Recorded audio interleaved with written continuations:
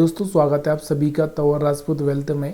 तो देखिए यहाँ पर आज का जो चार्ट है, इस चार्ट को समझने की पूरी कोशिश करते हैं और सीखने की कोशिश करते हैं। देखिए मैं यहाँ पर सिखाने के लिए ही ये वीडियो बनाता हूँ।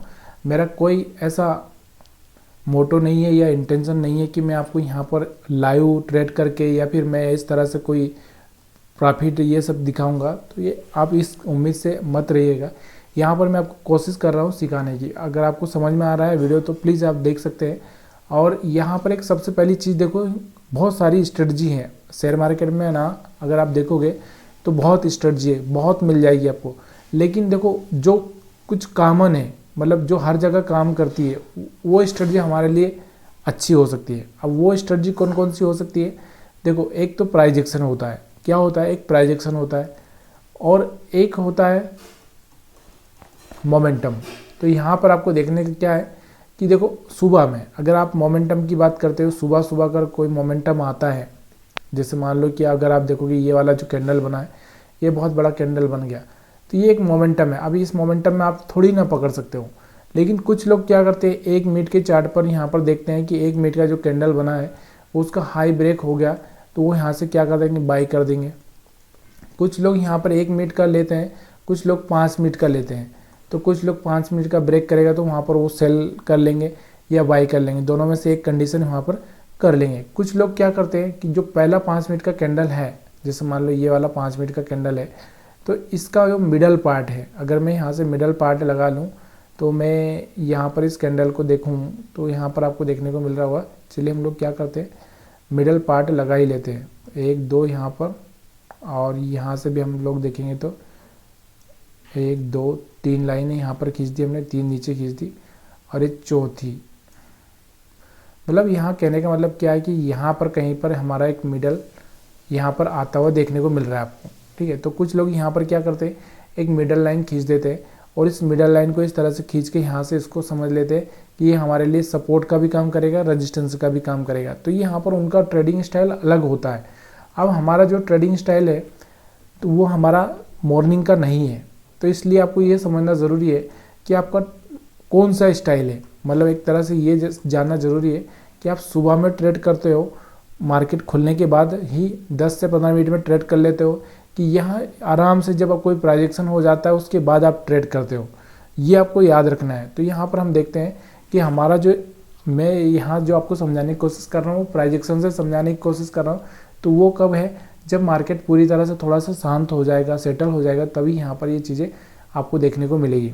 तो यहाँ पर आपको सबसे पहले क्या देखना है, यहाँ पर आपको देखना है कि देखो भाई, यहाँ से मूविंग एवरेज लगा दिया हमने 9 मूविंग एवरेज, तो इसको ब्रेक कर रहा है, तो यहाँ से आप सेलिंग में जा सकते हो।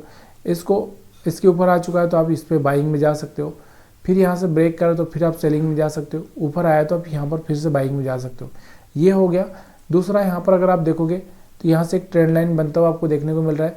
अब देखो मार्केट खुला तो यहाँ से था और यहाँ तक गया, लेकिन अब इस टॉप से यहाँ से जब मार्केट ने देखो रिवर्स किया है, मैं आप देखो ट्रेंड लाइन कहाँ से बनाई जाती है, आपको याद होना चाहिए कि जो स्विंग हाई होता है उसके हिसाब से बनाई जाती है।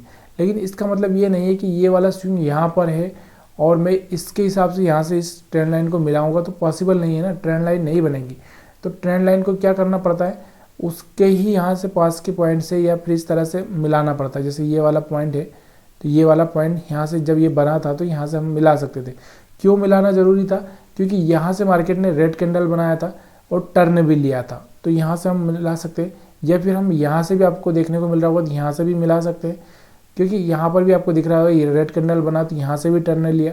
लेकिन इस यहाँ से क्यों हम मिला रहे हैं और यहाँ से क्यों नहीं मिलाना चाहिए? यहाँ से देखो ये 9 मूविंग एवरेज के सपोर्ट में था, इसलिए मैंने यहाँ पर नहीं मिलाया, ठीक है।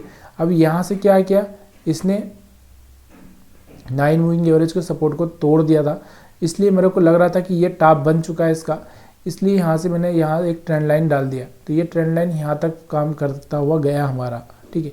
तो ये चीज़ें आपको दिख रही होगी। यहाँ पर आपको एक सेलिंग देखने को मिला, यहाँ पर एक सेलिंग देखने को मिला, मतलब दोनों ही जगह इस ट्रेंड लाइन की वजह से आपको यहाँ पर इस एरिया में प्रॉफिट हुआ, ना कि इस एरिया में। क्यों नहीं हुआ इस एरिया में? क्योंकि इस एरिया में आपको चार्ट का कुछ ज़्यादा कुछ पता नहीं था, इसलिए आप यहाँ पर चार्ट में ज़्यादा एक्टिवेट नहीं हुए, ठीक है। अब जो लोग 9 मूविंग एवरेज से करते हैं उनको तो यहाँ पर 2 ट्रेड मिल चुके थे, लेकिन जो ट्रेंड लाइन के हिसाब से ट्रेड करते हैं उनको यहाँ पर मिलना लगा, यहाँ से ये वाला ट्रेड, उसके बाद फिर ये वाला ट्रेड। ठीक, ये चीज़ें आपको समझ में आ रही होगी। और जब तक ये ट्रेंड लाइन के ऊपर सस्टेन नहीं करता तब तक आपका बाइंग का तो यहाँ पर कोई प्लानिंग था ही नहीं। ठीक है, तो ये चीज़ें आपको यहाँ पर निफ्टी 50 में समझ में आ चुकी होगी। इसके अलावा हम बात करते हैं, देखो ऑप्शन सेलर मतलब एक तरह से सेलिंग की, जो एक तरह से हम बात करते हैं कि यहाँ पर जो बायर्स और सेलर्स कहाँ थे, तो किस तरह से देखो अब यहाँ पर कोई बायर से तो आया ही नहीं होगा, किसी की हिम्मत नहीं होगी, क्योंकि भाई इतना गिर रहा है मार्केट तो हिम्मत नहीं होगी। सेलर से क्या एसएल ऊपर की साइड में यहाँ पर पड़े हुए, अब इनको कौन खाने जाएगा, इतना आसान तो है ही नहीं मार्केट के लिए कि यहाँ से तुरंत इस तरह से चला जाए, तो ये पॉसिबल नहीं था। इसलिए मैंने कल भी वीडियो नहीं डाला था इसके बारे में, और मतलब इसलिए नहीं डाला था कि मेरे को पता था कि कोई फ़ायदा नहीं है वीडियो बना के उसका। अब यहाँ पर आपको एक और स्ट्रेटजी मैंने आपको बताई है कि अगर कोई लो ब्रेक कर देता है तो वहाँ से आप क्या कर सकते हो, प्लानिंग कर सकते हो कि जब भी ये 9 मूविंग एवरेज के ऊपर आएगा मैं वहाँ से बाइंग कर सकता हूँ। जब कोई हाई ब्रेक कर देता है तो आपको ये पता होना चाहिए कि जब भी ये 9 मूविंग एवरेज के नीचे आएगा मैं यहाँ पर सेल कर सकता हूँ। तो ये बहुत बढ़िया सा स्ट्रेटजी है और ये काम करता है मार्केट का, मतलब जब हाफ पीरियड हो जाता है तब काम करता है। ठीक है, यहाँ से ये चीज़ें आपको समझ में आ रही होगी। सेम अगर हम बैंक निफ्टी 50 पर देखेंगे तो सेम निफ्टी 50 पर भी आपको ये देखने को मिलेगा कि यहाँ पर आप देखोगे तो यहाँ पर आपको दिख रहा होगा 9 मूविंग एवरेज को ब्रेक किया, यहाँ से सेलिंग हो सकती थी, फिर यहाँ से सपोर्ट पर यहाँ से बाइंग में आ सकता था। क्यों आ सकता था, क्योंकि यहाँ से ब्रेक करके नीचे गया, नीचे जब वापस से 20 मूविंग एवरेज के ऊपर आया, सॉरी 9 मूविंग एवरेज के ऊपर हाई ब्रेक किया तो यहाँ से एक बाइंग बन सकती थी, फिर यहाँ पर एक सेलिंग बन सकती थी। और दूसरा यहाँ पर आपको दिख रहा होगा कि यहाँ पर एक सपोर्ट था, यहाँ पर एक सपोर्ट था, यहाँ पर एक सपोर्ट था, यहाँ पर एक रेजिस्टेंस, यहाँ पर एक रेजिस्टेंस, यहाँ पर एक रेजिस्टेंस।